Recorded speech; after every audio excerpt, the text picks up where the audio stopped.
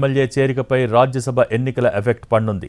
టీడీపీలో పార్థసారథి చేరిక మరింత ఆలస్యమయ్యే అవకాశం కనిపిస్తోంది. పార్థసారథితో పాటు వైసీపీ రెబల్ ఎమ్మెల్యేలు ఎలీజా, రక్షణ నిధి కూడా టీడీపీలో చేరతారని ప్రచారం జరుగుతోంది. అయితే పార్టీ మారిన వారిపై అనర్హత వేటు వేయాలని వైసీపీ అధిష్టానం భావిస్తున్నట్టు సమాచారం. దీంతో టీడీపీలో చేరికలు జాప్యమయ్యే అవకాశం కనిపిస్తోంది. ఇటు రాజ్యసభ ఎన్నికలకు టీడీపీ సంఖ్యాబలం వీలైనంతగా తగ్గించే వ్యూహాల్లో వైసీపీ ఉన్నట్టు సమాచారం. రాజీనామా ఆమోదంతో రాజ్యసభ ఎన్నికల్లో ఓటు వేయలేని స్థితిలో గంటా శ్రీనివాసరావు ఉన్నారు.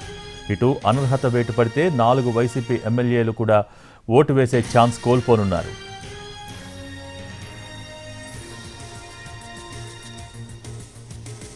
టీడీపీలో వైసీపీ ఎమ్మెల్యే చేరికపై రాజ్యసభ ఎన్నికల ఎఫెక్ట్ పడనుంది. దీనికి సంబంధించి పూర్తి డీటెయిల్స్ మా ప్రతినిధి రవిచంద్ర వైజాగ్ నుంచి లైవ్లో అందించడానికి సిద్ధంగా ఉన్నారు. రవిచంద్ర,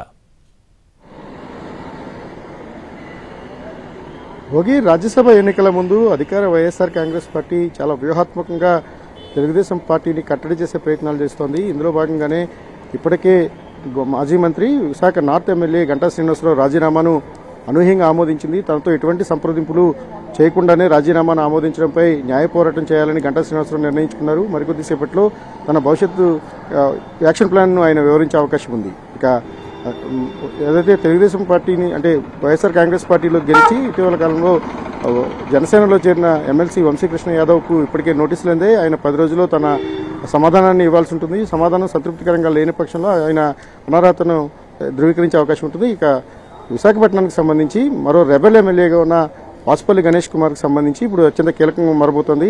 ఆయనకు కూడా నోటీసులు ఇస్తాయి. ఆయన ఎటువంటి నిర్ణయం ఉంటుంది? ప్రస్తుతం వైసీపీ ప్రభుత్వంతో కొనసాగుతున్నందున వాసుపల్లి గణేష్ కుమార్ను ఏ విధంగా చూస్తారు? ఆయనకు నోటీసులు ఇచ్చి ఆయనపైన అనర్హత వేటు వేస్తారా, లేకపోతే కేవలం తెలుగుదేశం పార్టీని కంట్రోల్ చేసే విధానంలో భాగంగా వారిపైన చర్యలు ఉంటాయనేది ప్రస్తుతానికి ఇప్పుడు సస్పెన్స్ కొనసాగుతున్న పరిస్థితి ఉంది. భోగి.